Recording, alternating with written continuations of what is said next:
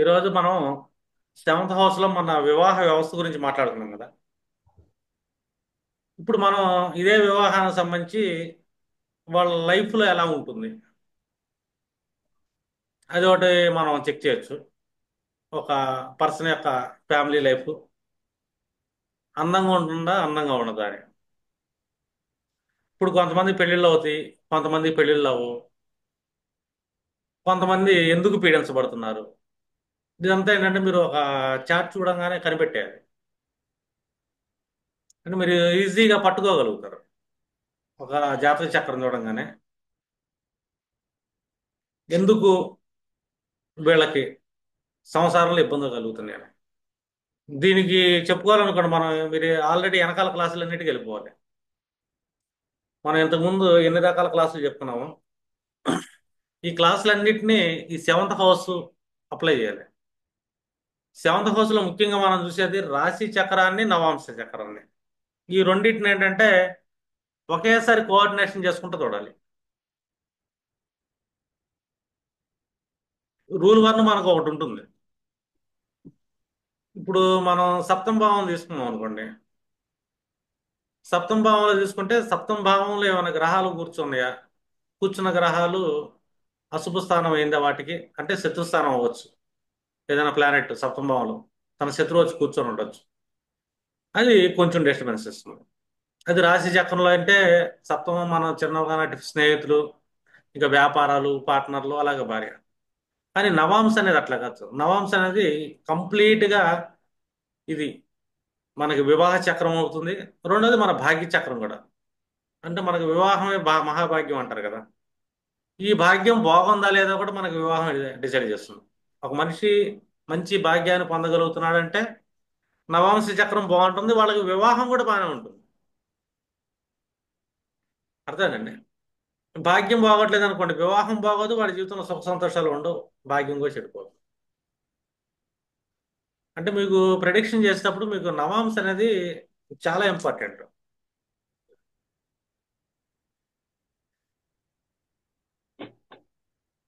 ఇప్పుడు today chart చేద్దాం.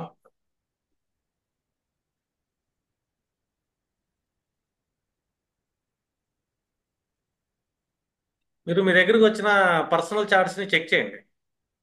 మీరు చూస్తుంటారు కదా జాతకాలు. ఈ వివాహానికి కంపాటబిలిటీ చెక్ చేసుకునేటప్పుడు కూడా మీరు ఏం చేస్తారంటే ఫస్ట్ చాలా మంది ఆస్ట్రాలజర్స్ అమ్మాయి అబ్బాయి జాతకాలను సాఫ్ట్వేర్లో వేయటం, చెక్ చేయటం, నక్షత్ర పాయింట్లు ఎన్ని ఉండే కలిసినాయి. మొన్న ఒకళ్ళకి 36కి 31 పాయింట్లు కలిసి నేను వద్దని చెప్పాను. ఎందుకంటే నేను ఎప్పుడైనా సరే ఒక చార్ట్ చూసేటప్పుడు వాళ్ళ ఇండివిజువల్ ఫ్యామిలీ లైఫ్ ఎలా ఉంది, వాళ్ళ కౌన్సిలింగ్ కావాలని చెప్తుంటా. ఇప్పుడు నవాంశ అనగానే మనం ఇక్కడ ఏం తీసుకుంటాం, ఇది నవాంశ చక్రంలోకి వెళ్ళిపోతాం, రూల్ వన్. అదేనా. ఇప్పుడు ఎప్పుడైనా సరే మనకి నవాంశలో, నవాంశ చక్రంలో గురుడు కూర్చున్నాడు అనుకోండి, ఇన్ కేసు సప్తమ భావంలో, అక్కడ దిగ్బలాన్ని కోల్పోతున్నాడు, కొద్దిగా సమస్య ఇచ్చే అవకాశం ఉంటుంది. గురుడు సప్తమ భావంలో కూర్చొని కుటుంబ సమస్యలను ఎందుకు ఇస్తున్నాడు అంటే, మనకి గురుడికి ఒకటి చెప్తాం. ఇప్పుడు గురుడు మనం ఒక వెలుగుగా తీసుకున్నాం అనుకోండి, ఒక కాంతి చక్రంలాగా. అంటే కాంతి ఎదుటి వాళ్ళ మీద ప్రసరిస్తున్నాడు కానీ తన వెనకాల చీకటి ఉంటుంది కానీ.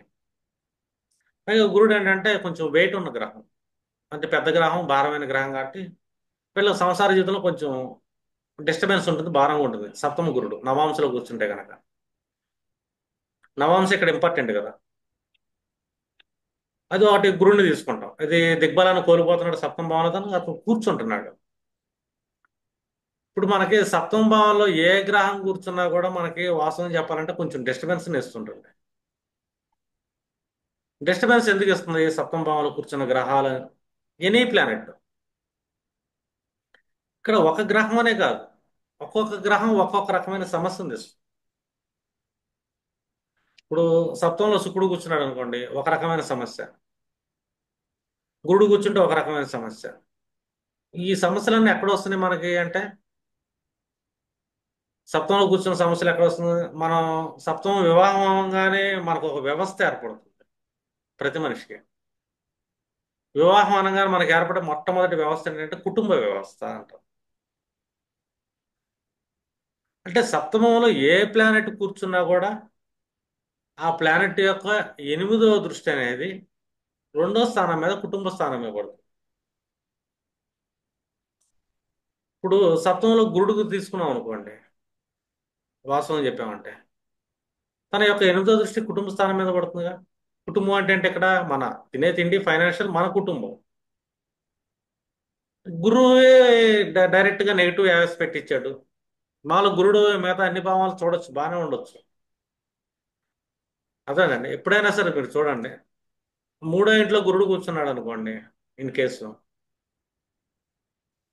మూడో ఇంట్లో గురుడు కూర్చుంటే మనకేంటంటే సప్తమ భావం మీద శుభార్గలాన్ని ఇస్తున్నట్టు ఉంటుంది. సప్తమాన్ని చూస్తున్నాడు పంచమ దృష్టితో, అంటే మంచి స్పౌజ్ దొరకవచ్చు మనకి, బలమైన స్పౌజులు కూడా దొరకవచ్చు. కానీ తన గురువు నుంచి 12వ భావం మనకి ఏమవుతుంది ఇక్కడ, కుటుంబ స్థానం అవుతుందిగా. అంటే ఇక్కడ కుటుంబ స్థానంలో కొంచెం ఇబ్బందులు ఉంటాయని, మూడో స్థానంలో గురుడు, ఎందుకంటే గురుడికి 12వ భావం వేదక స్థానం. గతంలో చాలా క్లాసెస్ చెప్పాం మనం. మీరు పాచిక బాధక వేదక క్లాస్ ఉంటే మీకు అర్థం అవుతుంది. ఇప్పుడు గురుడే సప్తంలో కూర్చున్నాడు, మనం ఏం చెప్తాం, గురుడు దిగ్బలం కోల్పోయాడు కదా. గురుడు దిగ్బలాన్ని కోల్పోయినప్పుడు మనకి సప్తమ భావంలో కూర్చున్నాడు కాబట్టి వివాహం ఇబ్బందిగా జరిగింది అనుకుంటాం. కాదు, గురుడు సప్తంలో కూర్చుంటాం వల్ల అష్టమ దృష్టి ద్వితీయానికి ఇస్తున్నాడు. సూర్యుడు కూర్చున్నా కూడా అంతే, సప్తమ భావంలో ఇబ్బంది కలుగుతుంది, ఎందుకంటే అష్టమ దృష్టి సెకండ్ హౌస్కి ఇస్తుంటాడు. ఈసారి ఏంటంటే స్టేటస్ కోసం, స్టేటస్ వెనకాల పడతా సంసారాన్ని, కుటుంబాన్ని నాశనం చేసుకుంటాం. గురుడు కూర్చుంటే భాగ్యం కోసం ఎంట పడతా నాశనం చేసుకుంటారు కుటుంబాన్ని. శుక్రుడు కూర్చుంటే భోగాలు, లగ్జరీస్, రజోగుణం వెనకాల పడతా, స్టేటస్ వెనకాల పడతా, మళ్ళీ సుఖాలు వెనకాల పడతా, మళ్ళీ కుటుంబాన్ని విచ్ఛిన్నం చేసుకుంటారు. ఇక రాహు సప్తంలో కూర్చున్నాడు, అనుమానాలతో, అపోహాలతో కుటుంబాన్ని తీసుకుంటారు. అర్థం. కేతు కూర్చున్నాడు సప్తంలో, ఒక రకమైన మానసిక వైరాగ్యంతో కుటుంబాన్ని డిస్టర్బ్ చేసుకుంటారు. కుజుడు కూర్చున్నాడు సప్తంలో, అధిక కోపాల వల్ల, యాంగ్జైటీ వల్ల కుటుంబాన్ని ఇబ్బంది వాళ్ళు చేసుకుంటారు.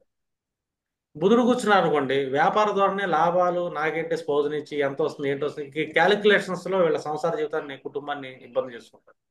అంటే ఎనీ ప్లానెట్ సప్తమంలో కూర్చుంటం వల్ల ఒక్కొక్క ప్లానెట్ కి ఒక్కొక్క లక్షణాల వల్ల, ఆ లక్షణాలు ఏం చేస్తుందంటే ఆ లక్షణ గుణాల వల్ల అష్టమ దృష్టి సెకండ్ హౌస్ ఇవ్వబడుతుంది.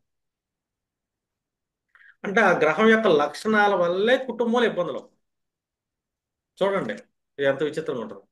సప్తంలో ఎనీ ప్లానెట్, ఏ ప్లానెట్ సప్తంలో కూర్చున్నా కూడా ఇదే. చంద్రుడే కూర్చున్నాడు అనుకోండి, చంద్రుడి కంటే ఏంటి, ఓ చోట స్థిరంగా ఉండలేడు, మానసిక చంచలత. అంటే స్థిరమైన నిర్ణయాలు తీసుకోలేక మానసిక చంచలత వల్ల కూడా, అండ్ ఫైనాన్షియల్ స్టెబిలిటీ లేకపోవడం, లిక్విడ్ క్యాష్లో స్టెబిలిటీ ఉండదు వాళ్ళకి. సప్తంలో చంద్రుడు కూర్చుంటే వాళ్ళు ఉంచలేరు, డబ్బుని ఎప్పటికప్పుడు నాశనం చేస్తుంటారు. సప్తం చంద్రుడు ఏం చేస్తుంటాడు, చంద్రుడు అంటే లిక్విడ్ క్యాష్, చంద్రుడు అంటే లిక్విడ్ క్యాష్ మూవ్మెంట్ లాడు. సప్తంలో కూర్చున్నాడు ఒకళ్ళ జాతకంలో. ఇప్పుడు సప్తంలో ఒక చంద్రుడు కూర్చున్నప్పుడు వీళ్ళ దగ్గర ఎంత డబ్బు వచ్చినా నిలబడదు, అయిపోతుంది. ఎందుకంటే సప్తంలో కూర్చున్న చంద్రుడు యొక్క అష్టమ దృష్టి ద్వితీయ స్థానం మీద పడుతుంది, అక్యుములేషన్ వెల్త్ మీద. వీళ్ళు ధనాన్ని దాయలేదు, ధనాన్ని ఉంచలేరు. దీనివల్ల ఏమవుతుంది, మళ్ళీ సంసార జీవితంలో ధన సంబంధమైన విషయాల్లో ఇబ్బంది వస్తుంది కదా. చూడండి ఎంత ఇదో. మనం సప్తంలో ఎనీ ప్లానెట్, మన నవగ్రహాల్లో ఏ గ్రహం కూర్చున్నా కూడా దాని యొక్క అష్టమ దృష్టి ఆ జాతకుడి యొక్క కుటుంబ స్థానం మీద పడుతుంది.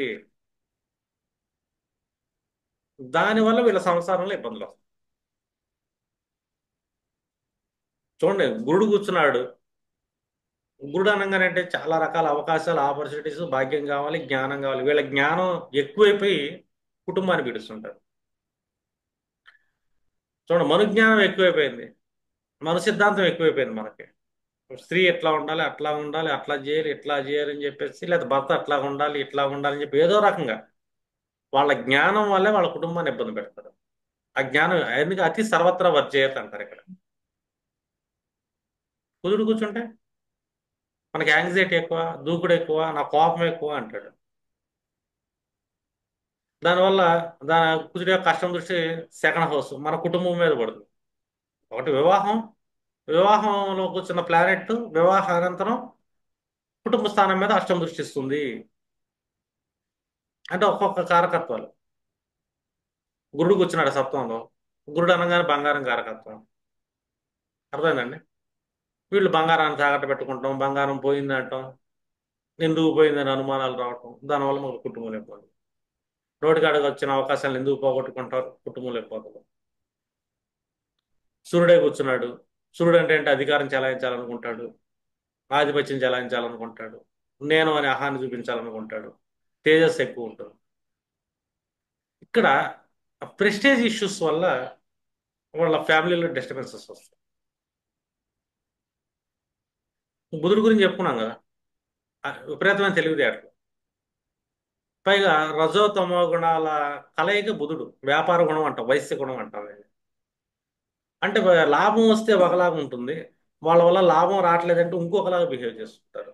ఇలాగా ద్వంద్వ వైఖరి వల్ల ఏమవుతుందంటే వాళ్ళ సంసార జీవితం, కుటుంబ జీవితం అనేది ఇబ్బంది పడవు. ఫ్లో ఆఫ్ లిక్విడ్ క్యాష్ చంద్రుడు. అంటే మనం ఏంటంటే నేను ఒకళ్ళకి సలహా ఇచ్చాను అనుకోండి, సప్తంలో చంద్రుడు కూర్చున్నాడు. నా జాతకంలో కూడా సప్తంలో చంద్రుడు కూర్చున్నాడు అంటే లిక్విడ్ క్యాష్ నీ చేతిలో నిలబడదు. Rule one. నిలబడినప్పుడు దాన్ని ఎప్పటికప్పుడు సేవింగ్స్ లాంటి దాంట్లో పడేసాం అనుకో, అది అక్కడికి వెళ్ళి నిలబడింది, ఇక్కడ నిలబడకపోయినా. అదొక అలైన్మెంట్ అది.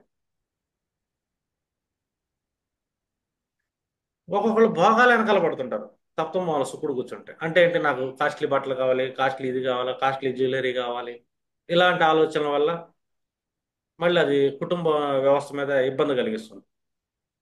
రెండు విపరీతమైన భోగేచ్ఛ. నా కార్లు కావాలి, లగ్జరీస్ కావాలి. దానివల్ల ఏమనుకుంటారు వీళ్ళు? అష్టం దృష్టి ఎక్కడ పడుతుంది? కుటుంబమే పడుతుందిగా.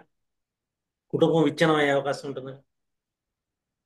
అంటే ఎనీ ప్లానెట్ సప్తంలో కూర్చున్నప్పుడు ఆ ప్లానెట్ సంబంధించిన గ్రహశాంతులు చేసుకుంటాం. రెండు, ఆ ప్లానెట్ కారకత్వాలు ఏవైతే ఉంటుందో దానికి అలైన్మెంట్ విధంగా మనం ప్రవర్తించాలి. కొన్ని అలైన్మెంట్స్ మనం తీసుకోవాలి. ఇక్కడ దేవుణ్ణి పూజించాను, నేను నచ్చేసాను, అయినా అవ్వట్లేదు అనకూడదు మనం. ఒక సప్తంలో కూర్చున్న గ్రహం అతని కుటుంబానికి వ్యతిరేకత అవుతుంది కాబట్టి అందుకే మారక స్థానం అన్నాం. కుటుంబానికి మనకి మారక స్థానం ఏంటంటే సెకండ్కి సప్తంలో ఉన్నది అష్టమం. మారకాన్ని ఇస్తుంది అది. కుటుంబ మార్గాన్ని ఇస్తుంది సప్తమ భావన. రుద్రస్థానం ఉంటుంది, దాన్ని భస్మం చేస్తుంది అది. ఆ గ్రహ కారకత్వాల వల్ల అది జనరల్ మనం ఒక ప్రిడిక్షన్ లో ఆలోచించి వాళ్ళ కౌన్సిలింగ్ ఇవ్వడానికి ఉపయోగపడుతుంది. ఇంకా సప్తమాధిపతి మీకు పాపకర్తరీలో పడ్డాడంటే రెండు అశుభ గ్రహాల మధ్య చిక్కుకుపోయాడు, అతను బలం తగ్గిపోయింది. అతను శత్రు స్థానంలో ఉండి అశుభ గ్రహాల మధ్య చిక్కుకుపోయాడు, మళ్ళీ బలం తగ్గింది. అంటే సప్తమాధిపతి ఎక్కడైనా సరే అశుభ గ్రహాల మధ్య అటు ఇటు అశుభ గ్రహాలు కూర్చొని, ఇప్పుడు ఇది తులా లగ్నం అనుకుందాం, నవాంశ ఇన్ కేసు ఇక్కడ కుజుడు కూర్చున్నాడుగా. అటు ఇటు రెండు అశుభ గ్రహాలు కూర్చుంటే కుజుడు సప్తమాధిపతి తర్వాత కర్తరిలోకి వెళ్ళిపోయాడని చెప్పొచ్చు. ఈ నవాంశని ఇది తులాలగ్నం అనుకుందాం ప్రస్తుతానికి. ఇక్కడ కుజుడు కూర్చున్నాడు, ఇటు శని కూర్చున్నాడు, ఇటు సూర్యుడు కూర్చున్నాడు. ఒక కర్తరి ఏర్పడింది, మిశ్రమ కర్తరి. అందులో అశుభ కర్తరి కూడా అనుకుందాం. డిస్టర్బెన్స్ అవుతుంది. ఇప్పుడు కుజుడు యాంగ్జైటీ లెవెల్స్ ఎక్కడ పడుతుంది? సెకండ్ హౌస్ మీద డైరెక్ట్గా పడుతుంది. అందులో ఇబ్బంది పెట్టేది ఎవరంటే శని బుధులు అష్టమ దృష్టిలో పడుతున్నాయి. ఇప్పుడు తులాలగ్నం నవాంశ అనుకుంటుంది, ఏడో భావంలో శని బుధులు ఉన్నట్టు వీళ్ళు అష్టమ దృష్టి ఇక్కడ పడుతుంది. కాబట్టి ఈ రెండు లక్షణాల వల్ల, కర్మల వల్ల, ఒక పర్సనల్ స్పౌజ్ యొక్క లేజీ వల్ల ఏది సాధించకపోవడం వల్ల కుటుంబం డిస్టర్బెన్స్ అయ్యే ఛాన్స్. అంటే కుటుంబ వ్యవస్థని ఆ సప్తంలో కూర్చున్న గ్రహాలు ఎలా డ్యామేజ్ చేస్తుందో అది ఒకటి చూసుకుంటాం. రెండు కర్తరి చూసుకుంటాం. ఇదంతా అయిపోయింది. ఇంకా శని దృష్టి పడుతుంది అనుకోండి. శని ఏంటంటే ఏ భావాన్న పీడిస్తాడు, లేట్ చేస్తుంటాడు కాబట్టి వివాహానికి లేట్ అవుతుందని అని చెప్పి ఒక ప్రిడిక్షన్ చెప్తాం. శని దృష్టి సప్తమాధిపతి మీద పడ్డా, సప్తంలో పడ్డా కొంచెం వివాహం లేట్ అవుతుంది ఆయన అంటే. రెండోది శని అంటే లో ప్రొఫైల్ క్యాండిడేట్ కాబట్టి లో ప్రొఫైల్లో మ్యారేజ్ చేసుకోమని చెప్తాం. శని ఓల్డ్ ఏజ్ కారకుడు కాబట్టి హై ప్రొఫైల్ అయితే ఓల్డ్ ఏజ్ పర్సన్స్ వస్తారు, యంగ్స్టర్స్ అయితే లో ప్రొఫైల్ అసలు లేని వాళ్ళు చేసుకుంటే మంచిది అని. లేదనుకో శని వివాహాన్ని లేట్ చేస్తాడు అని చెప్పొచ్చు. ఇదంతా ఏంటంటే జనరల్గా మనం చెప్పుకునే ప్రిడిక్షన్స్. ఇక్కడ అన్నిటికంటే ముఖ్యం మనకేంటంటే రెండు భావాలు, మూడు భావాలు మనం క్యాలిక్యులేషన్ చేసుకుంటాం. ఇప్పుడు ఇతను తీసుకున్నాం అనుకోండి, ఇన్ కేసు.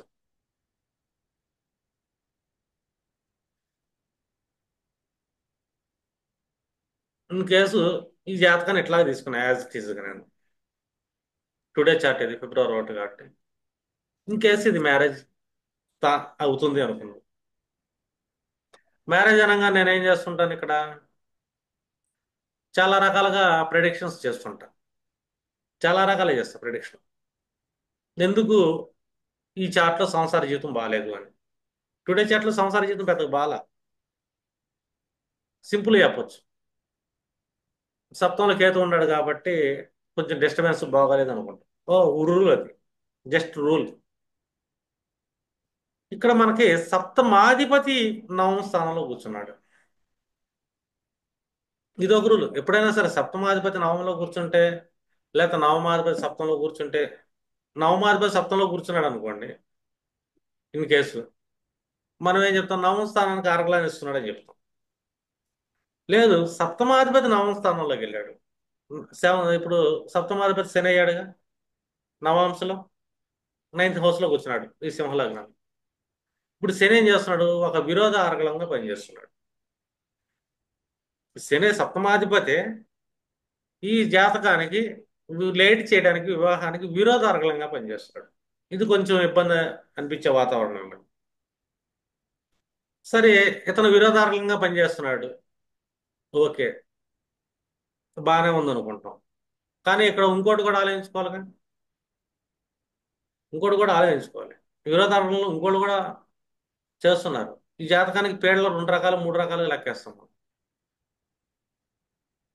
2 3 పేర్లు ఇదే జాతకంలో నవాంశలు ఎలా చెక్కాలి వివాహంలో. ఇప్పుడు మనం చూసుకున్నాం అనుకోండి, మన పాత లాజిక్స్ ఇంతకు ముందు కరద్రాక్షాణం అనగానే ద్రాక్షాణ చక్రం లగ్నాత్ అష్టమాధిపతి ఎవరయ్యారు అని చూస్తాం. చంద్రుడు అయ్యాడు ఇక్కడ. చంద్రుడిని మీరు మైండ్లో పెట్టుకోండి. చంద్రుడిని మైండ్లో పెట్టుకోండి, కరద్రాక్షాణాధిపతి. ఇప్పుడు ఈ నవాంశ చక్రంలో లగ్నాత్ 64 నవాంశని కర్ణవాంశ అంటాం. ఈ అధిపతి ఎవరు, కుజుడు అయ్యాడు. ఈ కుజుడు కూడా మనం బ్రెయిన్లో పెట్టుకోం. కుజుడు కర్ణవంశాధిపతి అయ్యాడు. రెండోది చంద్రాత్ బుధుడు కర్ణవంశాధిపతి అయ్యాడు. అంటే మనకి నవాంశలో 2 కర్ణవంశాలు వస్తాయి, ఒకటి లగ్నాత్, 2 చంద్రాత్. ఈ కర్ణవంశాధిపతులు ఏం చేస్తున్నారు, ఇప్పుడు చూడండి, సప్తమాధిపతితో ఒక బుధుడు కలిశాడు కర్ణవంశాధిపతి. ఇంకొక కర్ణవంశాధిపతి కుజుడు అవుతా సప్తమానికి ఆరగలలో కూర్చున్నాడు. ఈ బుధుడికి ద్వితీయంలో కూర్చున్నాడు. శనికి సప్తమాధిపతికి ద్వితీయంలో కూర్చున్నాడు. ఈ కర్ణవంశాధిపతి ఏం చేస్తున్నాడు, తన చతుర్థ దృష్టి లగ్నం మీద ఇచ్చాడు, నవాంశ లగ్నం మీద. నవాంశ లగ్నం వివాహానికి ఒక మూల కేంద్రం. అంటే కర్ణవంశాధిపతి కుజుడు లగ్నం మీద దృష్టి ఇచ్చాడు కదా. అంటే ఇక్కడ మనం ఏం ఆలోచించాలి, రూల్ 1, కర్ణవంశాధిపతి కుజుడికి 3 దృష్టిలు ఉన్నాయి, చతుర్థం, సప్తమం, అష్టమం. అంటే ఒక చతుర్థ దృష్టి ఏమో లగ్నం మీద ఇచ్చాడు, సప్తమ దృష్టి ఏమో చతుర్థం మీద ఇచ్చాడు తన స్వస్థానం మీదకి, అష్టమ దృష్టి పంచమ భావం మీదకి ఇచ్చాడు. ఇప్పుడు ఈ పర్సన్కి ఉన్న ఇంటర్నల్ యాంగర్స్, కుజుడు అనగానే యాంగ్జైటీ, యాంగర్, దూకుడుతనం, వెపన్ యూజ్ చేస్తుంటాడు. ఇప్పుడు ఇతను తనకున్న దూకుడుతనంలో, తనకున్న వెపన్స్ వల్ల ఎవరిని ఇబ్బంది పెట్టుకుంటున్నాడు, తనను తాను ఇబ్బంది పెట్టుకుంటున్నాడు. కుజుడు 4th లార్డ్ లగ్నాత్, అంటే మానసికమైన లార్డ్. ఈ 4th ఆస్పెక్ట్ లగ్నం మీద, శుక్రుడి మీద కూడా పడుతుంది కదా, శుక్రుడు కూడా పీడిచ్చేస్తున్నాడుగా. మామూలుగా కుజుడు అనగానే మనం ఏంటంటే తన ఆస్పెక్ట్స్తో ప్రొటెక్షన్ చేస్తాడు అని చెప్పుకున్నాం గత క్లాసులో. కుజుడు ఏంటంటే ప్రొటెక్ట్ చేస్తుంటాడు, కాపాడుతాడు అని. కానీ ఇక్కడ కుజుడు ఏమయ్యాడు, కరాధిపతి అయ్యాడు, నవాంశాధిపతి అయ్యాడు. అంటే ఏంటి, ఇబ్బంది పెట్టేవాడు అని. ఇప్పుడు తన 4th ఆస్పెక్ట్లో శుక్రరాహుల్ని ఇబ్బంది పెడుతున్నాడు. కారకత్వంలో శుక్రుడు భార్య అనుకుంటే ఇబ్బంది లేదు, లగ్నాన్ని తాను ఇబ్బంది పెట్టుకున్నాడు. తన మానసికంగా తనకున్న యాంగర్స్ వల్ల ఇబ్బంది పెడుతున్నాడు. రెండోది తన మనసును కూడా తను ఇబ్బంది పెట్టుకుంటున్నాడు సప్తమ దృష్టిలో. తన బుద్ధిని, ఆలోచనలు కూడా ఇబ్బంది పెట్టుకుంటున్నాడు తన యాంగర్ ఇష్యూస్ వల్ల. ఇదంతా ఒక ఎత్తు అయింది. ఇప్పుడు ఈ కుజుడి నుంచి 12వ భావంలోకి సప్తమాధిపతి వెళ్ళాడు. చూడండి, కుజుడి నుంచి 12వ భావంలోకి సప్తమాధిపతి వెళ్ళాడంటే అర్థం ఏంటి? కుజుడి నుంచి 12వ భావం వేదక స్థానం. గురుడి నుంచి 12 కానీ కుజుడి నుంచి 12 కానీ వేదకాలు, మహావేదకాలు అంటాం. అంటే ఇక్కడ సప్తమ భావం మళ్ళీ భేదించబడుతుందిగా వివాహ వ్యవస్థ. అంటే ఈ పర్సన్ ఫస్ట్ లైఫ్ లో ఏం చేసుకోవాలి? కౌన్సిలింగ్ తీసుకోవాలి. తనకున్న యాంగ్జైటీ లెవెల్స్ మొత్తాన్ని వదిలేయాలి. ఈ యాంగ్జైటీ లెవెల్స్ మొత్తం వదిలేయాలంటే అతనికి ఏం సపోర్ట్ చేస్తుందంటే ఆధ్యాత్మిక చింతన అనేది కావాలి. ఎందుకంటే సప్తమంలో కేతువు కూర్చున్నాడు, ఒక స్పిరిచువల్ లార్డ్ కూర్చున్నాడు. ఏ పర్సన్ అయినా స్పిరిచువల్ స్టేజ్లోకి వెళ్ళిపోతే తనకి ఒక రకమైన యాంగర్ ఇష్యూస్ తగ్గే అవకాశం ఉంటుంది. అంటే ఇక్కడ ఒక చిన్న కౌన్సిలింగ్ ఉపయోగపడుతుంది. ఈ సంవత్సరాన్ని ఒక పర్సన్ వేదస్థానంలో నాశనం చేసుకుంటున్నాడు కాబట్టి దానివల్ల అతను వివాహం చేసుకోలేకపోతున్నాడు. రెండు, దేనికైనా సరే జీవకారకుడు గురుడు అవుతాడు. అంటే మన సంసార జీవితం కూడా దానికి జీవితం అనగానే ఆ జీవితాన్ని తత్వానికి గురుడు ఆధిపత్యం వస్తున్నాడు. ఈ గురుడు ఇక్కడ మనకి వేదకుడేం కాదు వాస్తవం చెప్పాలంటే. కానీ ఈ గురుడికి 12వ స్థానంలోకి ఈ చతుర్థాధిపతి వెళ్ళాడు, నవమాధిపతి వెళ్ళాడు, భాగ్యాధిపతి. అంటే ఇతను కరాధిపతి గురుడి నుంచి వేదకులకి వెళ్ళాడు. మళ్ళీ గురుడి నుంచి 12లో కుదిరి వెళ్ళకూడదు. అంటే ఈ భౌతిక సంసారం అనే దాన్ని ఇతను త్యజించేస్తాడు అని చెప్పాలి. ఇక్కడ గురుడు ఇబ్బంది పెడుతున్నాడు. మళ్ళీ గురుడు ఇబ్బంది పెడుతున్నాడు. రెండోది, ఇక్కడ ఇంకో మ్యాజిక్ కూడా ఉంది. ఇప్పుడు ఇంకొక కరాధిపతి ఎవరయ్యారు? బుధుడయ్యాడు కదా. అంటే మానసిక కరాధిపతి, కరణవంశాధిపతి చంద్రుడి నుంచి 4వ స్థానం బుధుడిదైంది. ఆ బుధుడు ఎలాగో శనితో కనెక్ట్ అయ్యాడు. అతను మానసికంగా తనకున్న వ్యాపార లెక్కల వల్ల శనితో కనెక్ట్ అవ్వడం వల్ల సంసారాన్ని కొంచెం డిస్టర్బ్ చేస్తున్నాడు. భాగ్యస్థానంలో కూర్చొని సంసారాన్ని డిస్టర్బ్ చేస్తున్నాడు. సరే, సంసారాన్ని డిస్టర్బ్ చేస్తున్నాడు. ఇతన్ని కాపాడేది ఎవరు?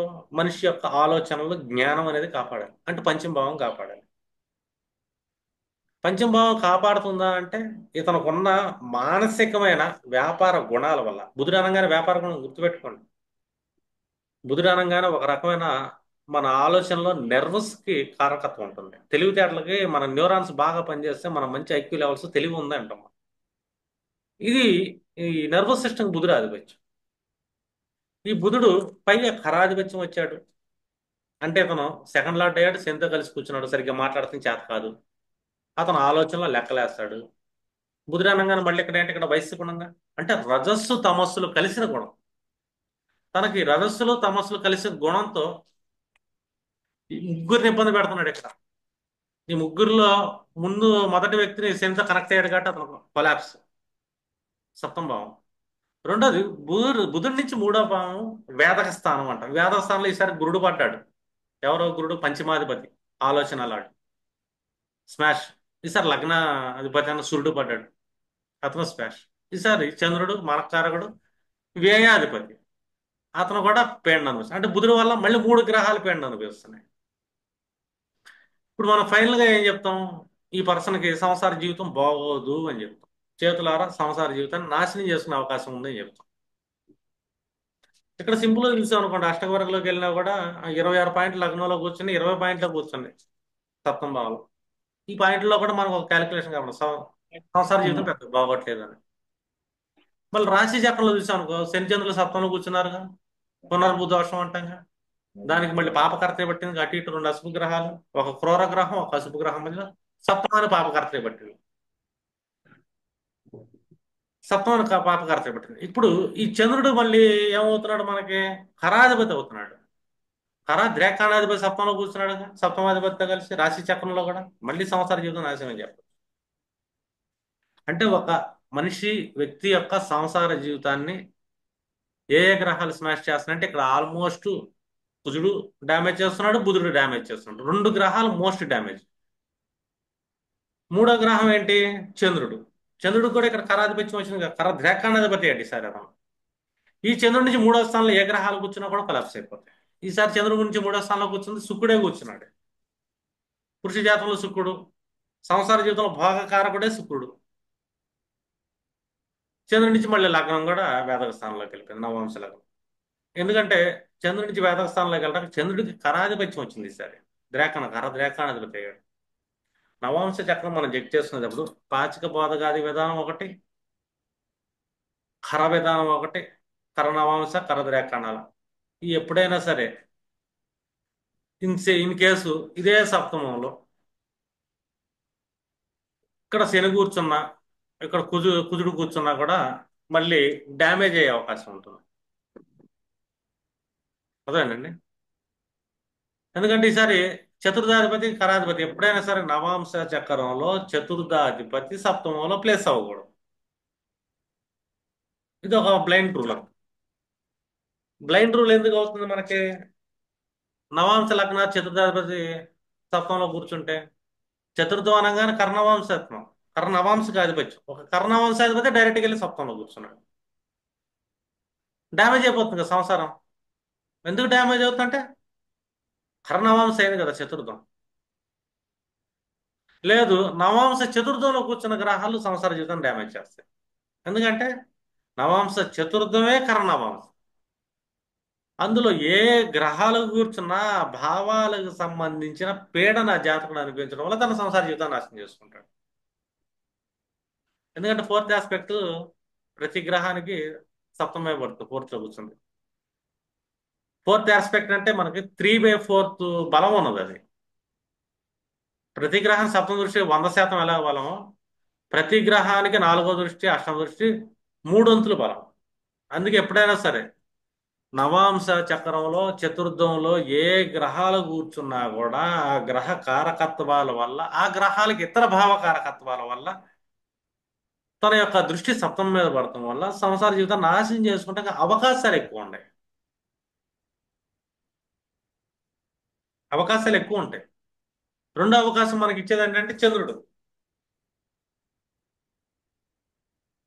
చంద్రుడు కదా, చంద్రుడి నుంచి కూడా చతుర్థ భావాధిపతి మనకి కర్ణవంశాధిపతి కదా. ఎప్పుడైనా నవాంశలో మీరు చెక్ చేసుకునేటప్పుడు ముఖ్యంగా గుర్తుపెట్టుకోవాల్సింది కరనవాంశాధిపతులు ఎవరు. ఈ కరనవాంశాధిపతులతో సప్తమ భావానికి గాని సప్తమ భావాధిపతికి గాని సంబంధం ఏర్పడిందా? లేదు, ఈ కరనవాంశాధిపతుల నుంచి వేదక స్థానాల్లోకి సప్తమ భావాధిపతి ఏమైనా ప్లేస్ అయ్యాడు. ఇక్కడ చూడండి, కుజుడి నుంచి సప్తమాధిపతి శని ప్లేస్ అయిపోయాడు వేదక స్థానంలోకి. కుజుడి నుంచి 12వ భావం వేదక స్థానం, గురువు నుంచి 12వ భావం వేదక స్థానం, శుక్రుడి నుంచి 4వ భావం వేదక స్థానం, బుధ చంద్రుల నుంచి 3వ భావం వేదక స్థానం. మనకి ఎన్ని వేదక స్థానాలు అర్థమైందా? శని నుంచి సప్తమ భావం వేదక స్థానం. ఇలా మనకేంటంటే ఈ వేదక స్థానాలు అనేవి ఉంటాయి మనకి. ఈ వేదక స్థానాలు ఎప్పుడు మనల్ని ఇబ్బంది పెడుతూనే ఉంటాయి. ఈ వేదక స్థానాల్లోకి సప్తమాధిపతి వెళ్తే ఇబ్బంది కలిగింది. అందుకే అంటున్నారు ఏంటంటే మ్యారేజ్ అనగానే ఒక పర్సన్ ఫ్యామిలీకి ఇతనికి ఒక కౌన్సిలింగ్ కావాలి. ఇతను ఏ ఏ గుణాలని మార్చుకోవటం వల్ల ఆ గుణాల వల్లే సంసార జీవితంలో నష్టాలు వస్తాయి కాబట్టి ఈ గుణాలను మార్చుకోమని ఫస్ట్ కౌన్సిలింగ్ ఇవ్వాలి. ఆ తర్వాత ఆ గ్రహాలకు సంబంధించిన దాన ధర్మాలు ఏమైనా ఉంటే చేపించుకోవచ్చు. ఇది పెద్ద మ్యాటర్ కాదు. అర్థమైనా? ముందు గుణాలు మార్చుకుంటే సగం ప్రాబ్లం సాల్వ్ అయిపోతుంది కదా. చూడండి, బుధుడు అనగానే మనం ఏం చెప్తాము, శుక్రుడు అనగానే వ్యాపార గుణాలు ఉంటాయి వీళ్ళకి. అర్థం, రజస్సు తమస్సు కలిస్తేనే వయసు గుణం అని. కుజుడు అనగానే ఏకకాలం తమో గుణంగానే ఉంటుంది. అంటే ఒక మనిషి మానసిక తమో గుణం వల్ల కుజుడు కరాధిపతి అయ్యాడుగా, కర్ణవంశాధిపతి. కుజుడికి ఏంటి మానసిక తమో గుణం అయిందిగా, పూర్తిలాటుగా. కుజుడు తమో గుణాలాటుగా. అతను తమో గుణం వల్ల వేధించబడుతుంది ఎవరు? శని బుధుడు. శని కుటుంబాధిపతి, లాభాధిపతి, friends lord, social circle lord, relations.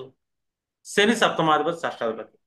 అంటే ఈ ఒక్క వ్యక్తి మానసిక తమో గుణం వల్ల తను కర్మని కోల్పోతున్నాడు, సంసార జీవితాన్ని కోల్పోతున్నాడు, కుటుంబ జీవితాన్ని కోల్పోతున్నాడు.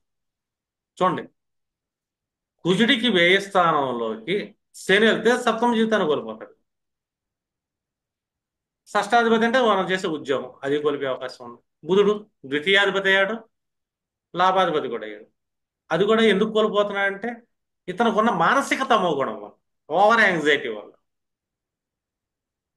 అంటే మీరు ఒక చార్ట్, నవాంశ చార్ట్ ని ఏ విధంగా అండర్స్టాండ్ చేసుకుంటే కౌన్సిలింగ్ ఇవ్వగలుగుతారు. చూడండి ఇక్కడ అన్ని లాజిక్స్ అప్లై చేస్తున్నాం మనం. పాచకాది సంజ్ఞా విధానాన్ని అప్లై చేస్తున్నాం. మళ్ళీ ఆర్గల విధానాన్ని అప్లై చేస్తున్నాం. హర విధానాన్ని అప్లై చేస్తున్నాం. ఇన్నాళ్ళు మనం చెప్పుకున్న గ్రహ కారకత్వాలు, భావకారకత్వాలు, పాచకాది కారకత్వాలు వీటన్నిటిని ఇప్పుడు అప్లై చేస్తే ఒక సప్తమ భావం ఇతని జీవితం ఎలా ఉంటుంది అనేది ఇంపార్టెంట్. అందుకే మోస్ట్ ఇంపార్టెంట్, ఎవ్రీ పర్సన్ వివాహానికి ముందు కౌన్సిలింగ్ తీసుకోవాల్సిందే. అతను సైకలాజికల్ కౌన్సిలింగ్ తీసుకోకుండా తన గ్రహాలు తన మీద ఎలాంటి ప్రభావాన్ని చూపిస్తాయో రాబోయే కాలంలో వాటి దశాంతరాల్లో ఆ ప్రభావానికి తను కొట్టుకుపోకుండా, సంసార జీవితం కొట్టుకుపోకుండా చెక్ చేసి చెప్పాలి. అలాగే సప్తమ భావాలు ఏ గ్రహం కూర్చున్నా కూడా చూడండి, ఇక్కడ సప్తమ భావాలు కేతు కూర్చున్నాడు, నేను ఓవర్ స్పిరిచువల్ అయిపోతాను అంటే నిజమైన ఆధ్యాత్మిక స్థితి అనుకోండి, సంసార జీవితం పెద్దగా నాశనం అవ్వదు. కానీ మధ్యమ ఆధ్యాత్మిక స్థితి ఉంటుంది, మిథ్య ఆధ్యాత్మిక అంటారు. సరిగ్గా తెలియక తెలియక అటు ఇటు పడవలో కాళ్ళు వేస్తుంటారు, విరక్తి భావం కలిగి ఉంటారు, ప్రతిదాన్ని విభజన గుణం చేసి చూస్తూ ఉంటారు. ఎందుకంటే ఆధ్యాత్మిక స్థితి లేకపోతే కేతువుకి విభజన గుణం ఉంటుంది. ఒకటి భౌతిక జీవితం నుంచి విభజించి ఆధ్యాత్మిక ప్రయాణం చేస్తారు కేతు, అది మంచి కేతు. ఇదే కేతు ఆధ్యాత్మిక స్థితి లేకపోతే మానసిక విభజన గుణం ఉంటుంది వీళ్ళలో. ఈ మానసిక విభజన గుణం వల్ల సప్తమ కేతు ఏం చేస్తారంటే సంసార జీవితాన్ని నాశనం చేస్తుంటాడు. అంటే ఒక గ్రహాన్ని మీరు అండర్స్టాండ్ చేసుకునే విధానంలో ఉంటుంది. ఇది మోస్ట్ ఇంపార్టెంట్. ఎందుకు చెప్పంటాం, నవాంశే మన భాగ్యం. మళ్ళీ ఇక్కడ నవాంశ యొక్క భాగ్యం బాగా ఉండాలంటే ఈ సంసారంలో మన సంసార జీవితం గృహస్థాశ్రమం చాలా ఇంపార్టెంట్. చూడండి, ఈ డేట్లో పుట్టినోళ్ళు ఫ్యామిలీ లైఫ్ బాగోదు. అసలు ఇట్లే కదా, ఈ కాంబినేషన్లో బాగాలేదు, గ్రహస్థితులు బాగాలేదు.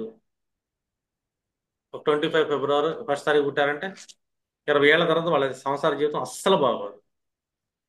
నో డౌట్ అది కదా. వీళ్ళకి అలైన్మెంట్ కావాలి, కౌన్సిలింగ్ కావాలి. ఇప్పుడు 20 ఏళ్ల తర్వాత వీళ్ళకి మీరు కౌన్సిలింగ్ ఇవ్వాలంటే ఈ రోజు మీరు ఏదైతే నేర్చుకుంటున్నారో ఇది ఉపయోగపడుతుంది. నేను మీకు కుజుడికి రెమెడీ చేయండి, సుబ్రహ్మణ్యేశ్వర స్వామి చుట్టూ ప్రదక్షిణలు చేయండి, శనికి నూనె పోయండి, ఆ బుధుడు కూర్చున్నాడు కదా విష్ణు సహస్రనామం చదవండి చెప్పొచ్చు. కానీ వర్కౌట్ కావు, చేయరాళ్ళు. ఇవన్నీ చేస్తే మళ్ళీ మానసిక స్థితి భక్తి యోగంలోకి వెళ్తారు కదా మనిషి. ఇవన్నీ చేస్తున్నప్పుడు రెమెడీస్ ఎందుకు చెప్పారు మన మహర్షులు? ఒక రెమెడీ తర్వాత ఒక రెమెడీ తర్వాత నవగ్రహాల చుట్టూ తిరగండి, పలానా రోజులు 42 రోజులు ఈ గుడికి వెళ్ళండి, ఈ పూజ చేయండి. ఎందుకు చెప్తామంటే ఇన్ని రోజుల ప్రక్రియలో ఇతనికి ఒక రోజు కాదు ఒక రోజు ఇతని భక్తి యోగాన్ని యాక్టివేట్ చేద్దాం. ఎప్పుడైతే మనిషి భక్తి యోగం వెళ్తుంటాడో తనకు తెలియకుండానే ఒక్కొక్క గుణాన్ని రోజు డే బై డే కట్ చేసుకుంటాడు. ఎందుకంటే డైలీ గుడికి వెళ్తాం వల్ల చాలా మందితో సత్సంగం జరుగుతూ ఉంటది కాబట్టి, వాళ్ళని అబ్జర్వ్ చేస్తుంటాడు కాబట్టి, గురువులను చూస్తూ ఉంటాడు కాబట్టి వాళ్ళలా ఇతను మారే అవకాశం ఉంటుంది కాబట్టి రెమెడీలు చెప్పారు మనవాళ్ళు, పాతకాలం మాస్టర్. ఇప్పుడు మన వాళ్ళకి అంత ఓపిక లేదు, గుళ్ళకి వెళ్ళే ఓపిక, భక్తి యోగం వైపు ఓపిక లేదు. అర్థమైందా? జపం చేయమంటే జపం చేసే ఓపిక లేదు సార్. 1,00,000 జపం అంటున్నారు కదండి, మనం 10 మంది పూజారులు పెడితే మనిషికి 10,000 చదివితే 1,00,000 అయింది కదండి. మనం లెక్కలేస్తాం అలాగా, అందులో 100 మందిని పెడదామండి అవసరమైతే, ఎంత అయితే చెప్పండి అంటాం. అంటే ఈ 1,00,000 జపం ఇతను చేస్తే ఇతను మానసిక స్థితి మారింది, ఆధ్యాత్మిక గుణం ఏర్పడుతుంది. ఈ గుణం వల్ల తన యొక్క సంసార జీవితాన్ని, సంసారం అంటే అంటే ఇక్కడ 2 రకాలు అవుతుంది. ఒకటి వ్యక్తిగత సంసారం, రెండోది ఈ సమాజంలో తన సంసారిగా వెళ్తాం. ఈ 2 రకాల జీవితాలు బాగుంటే ఇతని భాగ్యం బాగుంటుంది అని. ఎప్పుడైనా సరే మీరు నవాంశ చక్రంలో చంద్రాత్తు 4th హౌస్ లో ఏ గ్రహాలు కూర్చున్నాయి, 4th లార్డ్ ఎవరు అయ్యారు, చంద్రాత్తు 3వ భావంలో నవాంశలో ఏ గ్రహాలు కూర్చున్నాయి, అలాగే చతుర్థ స్థానంలో ఏ గ్రహాలు కూర్చున్నాయి నవాంశలో, ఈ చతుర్థాధిపతి ఎక్కడ ప్లేస్ అయ్యాడు, ఈ చతుర్థాధిపతి పలానా గ్రహం అవుతా. ఇప్పుడు చతుర్థాధిపతి శని అయ్యాడు అనుకున్నాం, ఈసారి చతుర్థాధిపతి ఒక తులా లగ్నం తీసుకుందాం. ఇప్పుడు 4th లార్డ్గా కరాధిపతి శని అయ్యాడుగా, సప్తమాధిపతి ఈసారి అష్టంలోకి వచ్చి కూర్చున్నాడు. ఈ సప్తమాధిపతి అష్టంలోకి వచ్చి కుజుడు కూర్చుంటా, కుజుడు అవుతాయి ఇక్కడ. కుజుడికి మళ్ళీ వేదక స్థానం సప్తమ భావం అయింది. బట్ తులా లగ్నానికి ఎప్పుడు కుజుడు అష్టంలో కూర్చోకూడదు. నవాంశ తులాపడి కుజుడు అష్టంలో కూర్చున్నాడా స్వయంగా తన వాక్కు వల్లే తన సంసార జీవితాన్ని నాశనం చేసుకుంటాడు. కుజుడు యాంగ్జైటీ. అందులో శని ఏర్పడ్డాడు. శని కర్తరేనిచ్చాడుగా. ఈసారి ఏంటి? శని బుధులు ఇద్దరు అయ్యారు. ఆరో భావంలో కూర్చున్నాడు. శని బుధులు ఇద్దరు ఆరో భావంలో కూర్చుంటా ఒక తులా లగ్నానికి ఈ జాతక చక్రానికి చతుర్థాధిపతిగా బుధుడు, చ- ఇది చంద్రుడి నుంచి లగ్న చతుర్థాధిపతి శని వీళ్ళిద్దరు కలిసారు. రెండు కరాధిపతులు కలయిక ఆరో భావంలో కూర్చున్నారు. ఇది దేనికి విరోధారంలో అవుతుంది? సప్తమ భావానికి విరోధారంలో అవుతుంది. అసలు వివాహమే కానీ కూడా చేస్తుంది. చూడండి, వివాహమే కానియదు. ఎప్పుడైనా సరే ఖరాధిపతులు వ్యయస్థానంలో ఆరో భావంలో కూర్చున్నారు అంటే సప్తమానికి వ్యయస్థానంలో కూర్చున్నారు అనుకోండి, వివాహాన్ని ముందుకు వెళ్ళనీయదు అది. మనకు శని కనబడకపోవచ్చు, వేరే గ్రహం అవ్వచ్చు, ఖరాధిపతి అవుతా. ఖరాధిపతుల బలం ఎక్కువ పెరిగింది, లిటిగేషన్స్ ఎక్కువ సంసార జీవితం. అదే కుజుడు కూర్చుంటే ఇక్కడ ఖరాధిపతి అవుతా ఆరో భావంలో ఇంకా డ్యామేజ్ చేస్తుంటాడు. లిటిగేషన్స్ ఎక్కువ ఇస్తుంటాడు. అంటే ఆరులో కూర్చుని కుజుడు లిటిగేషన్ ఇస్తాడని కాదు. నవాంశని మనం ఎందుకు ప్రాధాన్యంగా తీసుకుంటాం అంటే ఒక జాతక చక్రాన్ని పరిశీలించడానికి ఇదే కారణం. మనకు నవాంశలో రెండు ఖరాలు దొరుకుతాయి. ఒక ద్రాక్షాణ ఖర ద్రాక్షాణాధిపతిని తీసుకుంటాం. అందుకే సంసారానికి భాగ్యానికి లింక్ ఉంటుంది. ఎందుకు భాగ్యం వస్తుంది ఒక పర్సన్కి? నవాంశలో భాగ్య చక్రాన్ని ఎందుకు పెట్టాడు పరాశర మహర్షి అంటే? మన భాగ్యాన్ని పొందాలి మనం. ఏ భాగ్యాన్ని పొందాలన్నా ఆ భాగ్యాన్ని పొందడానికి నువ్వు మానసికంగా ఎంత స్ట్రాంగ్ ఉండవు అనేది. ఎందుకంటే నవాంశలో చతుర్థమే కర్ణవాంశం. మానసిక పీడ భావంతోనే వచ్చేస్తుంది. ఆ భావాధిపత్యం వస్తుంది. అంటే నవాంశ చతుర్థాధిపతిని ఇక్కడ రెండు తీసుకుంటాం మళ్ళీ ఇక్కడ. చంద్రాత్తు ఫోర్త్ లార్డ్, లగ్నాత్తు ఫోర్త్ లార్డ్. చంద్రాత్తు ఫోర్త్ లో కూర్చున్న ప్లానెట్స్, లగ్నాత్తు ఫోర్త్ లో కూర్చున్న ప్లానెట్స్. ఈ ప్లానెట్స్ ఇతని మానసిక స్థితిని డిజైన్ చేస్తుంది. ఎలా డిజైన్ చేస్తుంటే కరం కదా, పీడాకారంగా డిజైన్ చేస్తుంది మానసిక స్థితి. నెగిటివిటీగా డిజైన్ చేసే అవకాశం ఉంది. అప్పుడు వీళ్ళ భాగ్యానికి అది మహా మైనస్ వస్తుంది. ఎందుకంటే టోటల్ చక్రం భాగ్య చక్రం ఇది. సంసార భాగ్యమే కాదు, నిజ జీవితంలో కూడా భాగ్య చక్రం ఇది. అందుకే అంటాం, ఏది ఒకళ్ళు పెళ్ళైన తర్వాత బాగా కలిసి వచ్చింది, ఒకడు పెళ్ళైన తర్వాత బాగా నాశనం అయిపోయాడు. రీజన్ ఏంటంటే వాళ్ళ భాగ్య చక్రం అన్ని వీళ్ళ సైకాలజీ డిసైడ్ అయి ఉంటుంది. మానసికమైన సైకాలజీని ఇక్కడ చెప్పాలి మనం. నా జాతకం బాగాలేదండి అనకూడదు. జాతకం బాగటం కాదు బాబు, నీ జాతకంలో అక్కడ గ్రహాలు కూర్చున్నప్పుడు ఆ గ్రహాలు ఇలాంటి తత్వాలు ఇస్తున్నప్పుడు దానికి వ్యతిరేకంగా నువ్వు మానసిక మెచ్యూరిటీ లెవెల్స్ని పెంచుకోవాలి అని చెప్పాలి. మానసికంగా నీకు మార్పు కావాలి అని చెప్పాలి. ఒక గ్రహంలో అయితే మార్పు వస్తుంది, రెండు గ్రహాల్లో మార్పు వస్తుంది. ఒక్కొక్కరు దరిద్రం ఏంటంటే ఈ ఆరేడు గ్రహాలు అలాగే వెళ్ళి కూర్చుంటాయి. ప్రతి గ్రహంలో అతనికి అలైన్మెంట్ తీసుకోవాలి. కంప్లీట్ గా మౌని అయి ఉండాలి, మౌనంగా కూర్చొని చూస్తూ ఉండాలి. అందుకే అంటాం, సంసారంలో నోటి మీద వెళ్ళేసుకుని కూర్చోబతికిన మగవాడు సంసార జీవితం బాగుంటుంది. అప్పుడప్పుడు శ్రమ వచ్చింది F2 అని అంతేగా అంతేగా అంటారు. ఈ అంతేగా అంతేగా అంటేనే పర్లా, సంసార జీవితం బాగుంటుంది. నేను అంతేగా అన్ను, నాకు ఇష్టం వచ్చినట్టు మాట్లాడతాను అంటే నిన్ను మాట్లాడటానికి తీసుకెళ్ళగలిగేది చంద్రుడు. చెప్పాం కదా మనకి, మనకి వేద పురాణాల్లో చెప్తుంటారుగా. అలాగే చంద్రుడు గురువు యొక్క శిష్యుడు చంద్రుడు తారతో కలవటంలో బుధుడు పుట్టాడు అని. అంటే మన జ్ఞానానికి మన మనస్సు కలవబట్టే, అంటే చంద్రుడు మనస్సు కలవడంలో మన బుద్ధి ఆలోచనలు పడతాయి అని. అంటే మానసిక బుద్ధి ఆలోచనల కారణం ఏంటంటే ఇక్కడ మళ్ళీ కర్ణవంశ.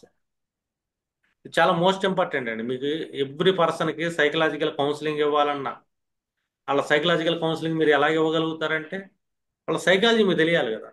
వాళ్ళ సైకాలజీ ఎందుకు పీడించబడుతుందంటే వాళ్ళ ప్రారంభం ఎక్కడ కూర్చొని ఉంటుంది. ఇది కరణవాంశ. కరణవాంశ మోస్ట్ ఇంపార్టెంట్. ఈ కరణవాంశని చెక్ చేసుకుంటూ ఉండాలి. పాచిక బోధగాది సంజ్ఞా విభాగం తెలిసి ఉండాలి. ఇది సప్తమాన్ని ఎలా డ్యామేజ్ చేస్తుంది. సప్తమం డ్యామేజ్ అయిపోయింది అనుకోండి, అన్ని డ్యామేజ్ అయిపోయినట్టే. సప్తమం డ్యామేజ్ అయిపోయినట్టు దాని యొక్క భావోద్భావం దెబ్బతిన్నట్టే, లగ్నం డ్యామేజ్ అయిపోయినట్టే, భాగ్యం దెబ్బతిన్నట్టే. సప్తమం డ్యామేజ్ అవుతాం అంటే అర్థం ఒకటే తీసుకుంటే మన భాగ్యం దెబ్బతింట. ఎందుకు దెబ్బతింట? మన భాగ్య చక్రం అనగా నైన్త్ హౌస్. నా నైన్త్ హౌస్ కి ఆర్గలాన్ని ఇచ్చేదే నా సప్తమ భావం. నైన్త్ హౌస్ కి 11th హౌస్ సప్తమ భావమే. నా సంసార జీవితాన్ని నాశనం చేసుకుంటే నా భాగ్యాన్ని నేను నాశనం చేసుకున్నట్టే. నా సంసార జీవితాన్ని నేను కాపాడుకుంటే నా భాగ్యాన్ని నేను కాపాడుకుంటున్నట్టు, అరగలాన్ని ఇచ్చినట్టు అని. భాగ్యానికి సంసారానికి అంత అవినాభావ సంబంధం ఉంది. ఎందుకంటే సప్తమ భావం మంచి అరగలాన్ని ఇస్తుంది. నా నైన్త్ హౌస్కి అరగలాన్ని ఇస్తుంది, 11th గా కూర్చొని. నా 11th హౌస్కి పంచమంగా కూర్చొని అరగలాన్ని ఇస్తుంది. అర్థం. నా ఆరో భావానికి ద్వితీయ అరగలాన్ని ఇస్తుంది. అందుకే సప్తమం ఇక్కడ మోస్ట్ ఇంపార్టెంట్ అయింది మళ్ళీ. భాగ్యస్థానంలో భాగ్య చక్రాన్ని. నవాంశ చక్రం అంటే భాగ్య చక్రం. అంటే ఇక్కడ ఒక పర్సన్కి మీరు ఎలాంటి కౌన్సిలింగ్ ఇవ్వగలుగుతారు, ఎందువల్ల అతని సంసార జీవితాన్ని నాశనం చేసుకుంటారు. ఇప్పుడు ఇంకొక రకంగా చూద్దాం ఇదే జాతక చక్రాన్ని. ఇప్పుడు కర్ణవంశాధిపతి కుదిరయ్యాడు కదా, 4th లార్డ్. కర్ణవంశ అనగానే 4th అనగానే మనం ఏం తీసుకుంటాం ఇక్కడ? డిఫాల్ట్గా మన మదర్ అని తీసుకుంటాం. మన మదర్కి ఎక్కువ కోపం ఉంటుంది, కుదిరయ్యాడు కాబట్టి. మన మదర్కి యాంగ్జైటీ ఎక్కువ ఉంటుంది. అంటే ఈ జాతకుడికి తల్లికి యాంగ్జైటీ ఎక్కువ ఉంది. యాంగ్జైటీ ఎక్కువ ఉంటే తన తల్లి ఎవరిని పీడిస్తుంది, ఎవరిని వేధిస్తుంది అంటే తన కోడల్ని వేధిస్తుంది. అంటే ఈ జాతకుడు యొక్క భార్య వేధిస్తుంది. ఇప్పుడు కుజుడు ఈ జాతకుడు మనసు కాదు తల్లి అనుకున్నాం. ఇప్పుడు ఈ తల్లికి ఉన్న యాంగ్జైటీ కోపం వల్ల సప్తమాధిపతి పీడించబడుతున్నాడుగా. ఆమె షార్ట్ టెంపర్ వల్ల ఇతని యొక్క లాభాలు పోతున్నాయి కదా, ఇతని కుటుంబం, ఇతని ఫైనాన్షియల్ స్టెబిలిటీ కూడా పోతుంది కదా. ఇట్లా కూడా చెక్ చేయొచ్చు. Second reason. ఇప్పుడు దాకా మనం అభౌతికంగా తీసుకున్నాం ఒక మనిషి యొక్క మానసిక, ఈసారి భౌతికంగా వ్యక్తులను తీసుకోవచ్చు. ఇతను ఎక్కడ కూర్చున్నాడు? ఈసారి 9th లో ఎవరు కూర్చున్నారు? ఇంకో కరాధిపతి బుధుడు కూర్చున్నాడు. అంటే తండ్రి. తండ్రికి ఉన్న వ్యాపార గుణాల వల్ల ఆ సప్తమంతో కనెక్ట్ అవ్వటం వల్ల నాకు ఎంత కట్నం కావాలి, మా అబ్బాయికి అంత కట్నం కావాలి. ఎందుకంటే ఇప్పుడు బుధుడు అయ్యాడు కదా. ఈ బుధుడు అయ్యాడు, ఇక్కడ చతుర్థాధిపతి అయిన అయ్యాడు, నవమాధిపతి కుజుడు అయ్యాడు. కానీ బుధుడు వ్యాపార గుణంతో నవమంలో కూర్చున్నాడు. అంటే తండ్రికి ఎక్కువ వ్యాపార గుణాలు ఉంటాయి. కొడుకు మీద ఎంత వ్యాపారం చేద్దాం. ఇప్పుడు కూడా ఇతను వివాహం అవ్వకుండా చేయొచ్చు, అయ్యాక ఇబ్బంది పెట్టచ్చు, వరకట్నంతో కోడలు వేధించవచ్చు. ఎవరు వేధిస్తారు ఇక్కడ? జాతకుడు తల్లిదండ్రులు వేధిస్తున్నారని ఇంకొక రీజన్ చెప్తాం. అసలు జాతకుడు మనసు యాంగర్. అదే యాంగర్ ఇష్యూస్ 4th లార్డ్గా తల్లికి ఉంటుంది, 9th లార్డ్గా తండ్రికి ఉంటుంది. పైగా వక్రం, దిగ్బలం పొందింది యాంగర్ ఇష్యూ.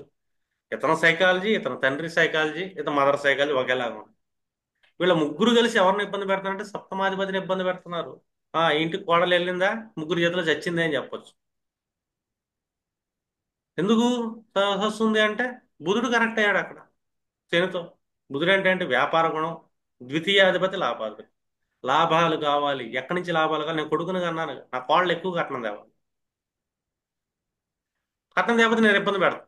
ఎందుకు ఇబ్బంది పెడతా అంటే నా నుంచి వేదస్థానంలో కాళ్ళు వెళ్ళారు కుజుడి నుంచి.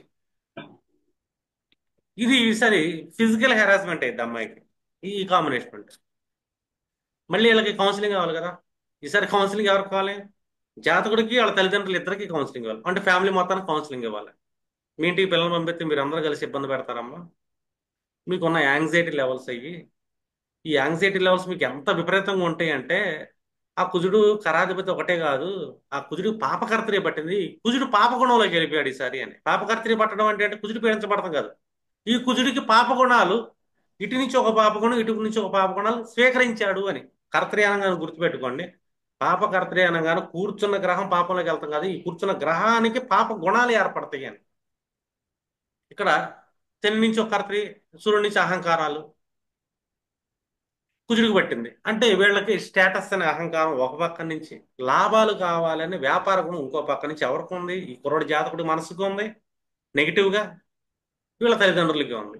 ఎవరు పీడించబడుతున్నారంటే సప్తమాధిపతి వేదలేవుడు.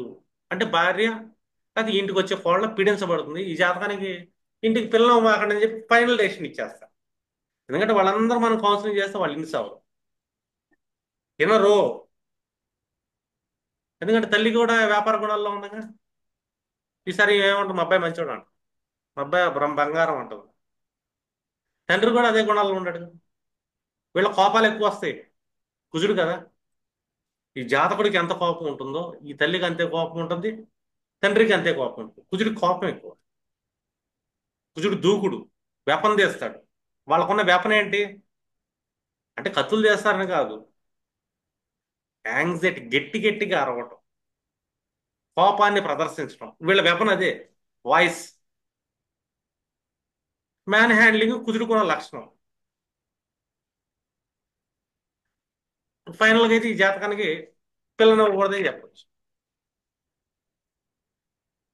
అంటే ఒక కాంబినేషన్ మీరు అండర్స్టాండ్ చేసుకున్నప్పుడు, "ఓ, మాకు 30 పాయింట్లు కలిసినాయండి, 27 పాయింట్లు కలిసినాయండి." ఈ కాదు కావాల్సింది. ఇతను నవాంశ ఏంటి, ఇతను నవాంశలో కర్మ ఎవరు పడ్డారు, తల్లి పడిందా, ఇతను పడ్డాడా, తండ్రి పడ్డాడా, లేకపోతే ముగ్గురు పడ్డారా, ఏ గ్రహాలు, అంటే వాళ్ళకున్న ఎలాంటి గుణాలను అబ్జర్వేషన్ చేసుకున్నారు. ఇక్కడ ఒక కర్తనే పడింది, ఇటు నుంచి ఒక గుణం, అటు నుంచి ఒక గుణం, రెండు గుణాలు నెగిటివ్ గా తీసుకున్నారు. ఆ గుణాలు ఎలాంటి, ఏ ఏ భావాల ఆధిపత్యం వచ్చింది, వీళ్ళు ఏం కోరుకుంటున్నారు, కోరుకుంటాం వల్ల ఎవరు పీడించబడుతున్నారు, ఎక్కడి నుంచి కోరుకుంటున్నారు. ఈ కుజుడు ఎక్కడ కూర్చున్నాడు, శనికి ద్వితీయంలో కూర్చున్నాడు. అంటే శని నుంచి రీసోర్స్ తీసుకుందాం అనే మానసిక స్థితి ఉంది. ఈ శని ఎవరు, సప్తమ బాధ, సప్తమాధిపతి అంటే భార్య, వీళ్ళ కోడల నుంచి రీసోర్స్ తీసుకుందాం అని అనుకుంటున్నారు వీళ్ళు. మానసికమైన ఆలోచనలు ఇవి. ఇప్పుడు మనం ఇదంతా చూడకుండా మనం వాళ్ళకి ఇచ్చి పెళ్లి చేసాం అనుకోండి, ఇబ్బందే కదా. బ్యాచిలర్ కుంటే అసలు ఏ నష్టం ఉండదు, హ్యాపీగా ఉద్యోగం చేసుకుంటే హ్యాపీగా ఎక్కడ చోట ఉంటుంది. లేదు, ఫ్యామిలీ మొత్తానికి కూర్చోబెట్టి కౌన్సిలింగ్ ఇవ్వాలి. ఎండ్రో, ఎందుకు ఎండ్రో, కుజుడు కదా ఎండ్రో. ఎందుకు కుజుడు ఎంటర్ లేదంటే ఆ కుజుడు మళ్ళీ వేదకులోకి వెళ్ళిపోయాడు. ఎందుకంటే పంచమ అష్టమాధిపతి అయిన గురుడి నుంచి వేదక స్థానంలో కుజుడు వెళ్ళిపోయాడు. భాగ్యం కావాలని భ్రమంలో ఉంటారు వాళ్ళు. ఎలాంటి భాగ్యం కావాలంటే ఇన్హెరిటెన్స్, పక్కన డబ్బు కావాలి. కుజుడికి రీసోర్స్లు ఎవరు కూర్చున్నాడు, సూర్యుడు కూర్చున్నాడు, చంద్రుడు కూర్చున్నాడు, గురుడు కూర్చున్నాడు. కుజుడికి ఎవరో ఇతర మనసుకి, ఇతర తల్లిదండ్రులకి రీసోర్స్లు ఇవన్నీ కోరుకుంటది. పంచమం, అష్టమం భాగ్యం కావాలి, ఏకాదశం కావాలి, నాకు అన్ఎక్స్పెక్టెడ్ ఎర్నింగ్స్, నాకు కావాల్సిన ఖర్చులు కావాలి, ఇంకా చాలా కోరికలు కూడా ఉంటాయి వాళ్ళకి. కుజుడు ఫోర్త్ లాట్ కదా, ఎయిత్ లాట్ రిసోర్స్ లో కూర్చున్నాడుగా. ఆ అమ్మాయి ఎంత కట్టం తెస్తుంది, వీళ్ళకి ఎంత ఆస్తులు ఉన్నాయి, ఎంత పొలాలు ఉన్నాయి, ఎంత కళలు ఉన్నాయి, ఇన్ని అడుగుతారు వాళ్ళు. అది ఇంటికి పిల్లలతో కనుక 20 ఏళ్ల తర్వాత ఈ డేట్ లో పుట్టిన కుర్రోడు, ఈ లగ్నంలో ఈ కాంబినేషన్ లో పుట్టిన పిల్లోడికి భార్య వెళ్తా ఉంటే, అమ్మాయి ఎంతో పాపం చేసుకుని నరకం చేసుకుంటూ వెళ్ళిద్ది అని. కానీ కౌన్సిలింగ్ ఇస్తే వీళ్ళు ముగ్గురు మారితే నాట్ బ్యాడ్. ఇక్కడ పూజల కంటే కూడా ఆ వ్యక్తిలో మార్పు కావాలి. పాయింట్లు చేస్తే పెళ్లిళ్ళు సుఖంగా ఉంటాయని గ్యారంటీ లేదు. నవాంశలో వాళ్ళకున్న ట్రాన్స్ఫర్మేషన్ అంటే బట్టి వాళ్ళ భాగ్యం ఉంటుంది. సంసార భాగ్యమే కానీ, నిజ భాగ్యమే కానీ, అసలు నో డౌట్. చంపేస్తారండి, ఇందాక చూసిన కాంబినేషన్లో అమ్మాయిని చంపించేస్తారు, నో డౌట్. ఎందుకంటే శని నీసపడుతున్నాడు మళ్ళీ, తనకు తాను సూసైడ్ చేసుకోవచ్చు. బుధుడు కూడా కలిసింది, మెంటల్ ట్రామా రావచ్చు. శని బుధులు కలయికి వస్తే మెంటల్ ట్రామా వచ్చింది ఎవరికి, ఆ పాపకి. ఈ కుటుంబంలోకి వెళ్ళిన తర్వాత ఆ కుటుంబంలోకి ఎవరు వస్తే వాళ్ళకి మెంటల్ ట్రామా వచ్చేస్తుంది. ఎందుకు మెంటల్ ట్రామా వస్తుందంటే శని బుధులే కాదు, శుక్ర రాహులు 159 యాక్సెస్ లో లగ్నం నుంచి పడ్డారు అక్కడ. నర్వ్స్ కట్ అయిపోతాయి అక్కడ, పిచ్చోళ్ళు అయిపోతారు ఆ ఇంటికి వెళ్ళిన వాళ్ళు. అంటే ఒక జాతకం చాలా ఈజీగా చెప్పొచ్చు. నేనైతే వీళ్ళు వద్దులేండి, వీళ్ళ పెళ్లికి అర్హత లేదులేండి అంట. ఈయనంటే ఎట్లాగన్నాడు, పని పాట లేకుండా ఈయన దగ్గరికి వెళ్ళని తిట్టిన వాళ్ళు చాలా మంది ఉంటారు. ఇదేంటంటే పెళ్లి చేసుకోవద్దు అంటాడు, పెళ్లి చేయొద్దు అంటాడు, మీ పిల్లలకి ఈయనకి ఏమైనా చేదస్తామా, ఏమైనా రెమెడీలు చెప్పాను గారు ఎవరన్నా. ఆస్ట్రాలజర్ అంటే ఏంటి అనుకుంటున్నారు, ఏదో పూజలో గీజులో రెమెడీలో ఉంటాయి కదా, లేదా కుంభ వివాహాలు లాంటివి ఉంటాయి కదా, దోషాలు పరిహారాలు ఏమి లేవా అంటాడు. మాకు ఆ సంబంధం నచ్చిందండి, దోషాల పరిహారాలు లేవు అంటాడు. సంబంధం నచ్చింది వీళ్ళకి, ఎందుకంటే అక్కడ కట్నం ఎక్కువ వస్తుంది, సెటిల్ ఫ్యామిలీ, డబ్బు బాగా వస్తుంది, అది కావాలి. అవతలోడు ఏమైపోయినా పర్లేదు నాకు, ఏదో ముందు పరిహారం చేద్దాం, అసలు ఆ సంబంధాన్ని వదలకూడదు అనుకుంటారు. కానీ వచ్చిన వాళ్ళకి నరకం చూపిస్తామన్న సంగతి ఇలా తెలియదు. ఎందుకంటే వీళ్ళు డిసైడ్ అయిపోయారు, అది కావాలన్నప్పుడు ఆటోమేటిక్ నరకమే కదా. కొన్ని కొన్ని కాంబినేషన్స్ వస్తే సూపర్ ఉంటాయి, దగ్గరుండి చంపేస్తారు మనుషుల్ని పిచ్చెక్కించి మరి, ఇలాంటి కాంబినేషన్స్ పడతాయి. ఇక్కడ మనం పాయింట్లు కలవచ్చు మనకి. పాయింట్లు దేని మీద లెక్కేస్తాం మనం, ఇతను ఏ నక్షత్రంలో పుట్టాడో, అమ్మాయి ఏ నక్షత్రంలో పుట్టింది, ఎన్ని పాయింట్లు వచ్చింది. పాయింట్లతో వివాహాలు చేస్తే ఎందుకు నిలబడతాయి. అంటే గ్రహస్థితులు చూడకుండా, గ్రహస్థితులను ఎలా చూడాలి అంటే నవాంశను చూడాలి ఇక్కడ. వివాహం అనగానే నవాంశం చూడాలి. నవాంశలు ఇద్దరు పాయింట్లు కలవడం వేరు.